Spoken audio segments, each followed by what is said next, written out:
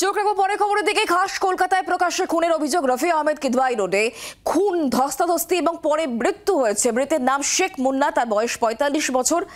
দেহ ইতিমধ্যে ময়না তদন্তের জন্য পাঠানো হয়েছে। আমরা বিষয় নিয়ে আরো জানবো, কথা বলবো। আমাদের সঙ্গে রয়েছেন আমাদের প্রতিনিধি রণয়। রণয়, ঠিক কি ঘটনা ঘটেছে এবং পুলিশের তরফ থেকে বা কি বলা হচ্ছে?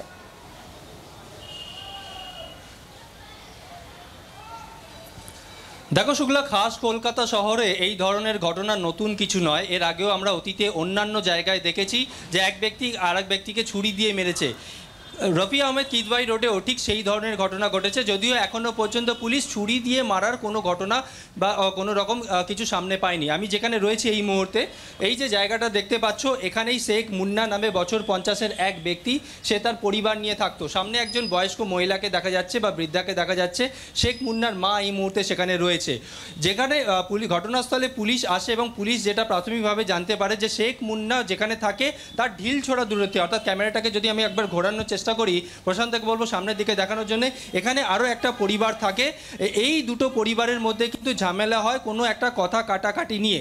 সেই সময় এই অপর ফ্যামিলি, অর্থাৎ তারা কিন্তু শেখ মুন্নাকে বেধড়কভাবে মারধর করে এবং সে সেখানে অচৈতন্য অবস্থায় পড়ে থাকে। এরপর সে পড়ে থাকে, তাকে হাসপাতালে নিয়ে যাওয়া হলে চিকিৎসকরা তাকে মৃত বলে ঘোষণা করেন। ডেপুটি কমিশনার ইন্দিরা মুখার্জি তিনি ঘটনাস্থলে এসেছিলেন, ডিসি সেন্ট্রাল। তিনি অবশ্য বলছেন যে তারা যখন খবর পান বিকেল ৪টে নাগাদ তারা এখানে আসেন। তারা দেখেন যে এক ব্যক্তি অচৈতন্য অবস্থায় পড়ে রয়েছে, তাকে হাসপাতালে নিয়ে যাওয়া হয়েছে এবং চিকিৎসকরা তাকে মৃত বলে ঘোষণা করেছেন। কিভাবে সেই ব্যক্তির মৃত্যু হয়েছে সেটা এখনও পর্যন্ত স্পষ্ট নয়। দেহটি ময়না তদন্তের জন্য পাঠানো হয়েছে। রিপোর্ট এলে মৃত্যুর কারণ জানা যাবে। একই সঙ্গে এই ঘটনায় বেশ কয়েকজনকে আটক করা হয়েছে। তুমি নজর রাখো। ধন্যবাদ। স্যারদের সঙ্গে জিজ্ঞাসা করে ডেড বডি নিয়ে গেছে, তারপরে সে পোস্টমর্টম হয়ে পর দেখা যাবে কি হয়েছে। ওর নবীনা আছে আন্ধা, ওর মা বি আন্ধাই আছে, এই দেখুন ওর মা আছে। এরই কথা, আর কিছু কথা না স্যার।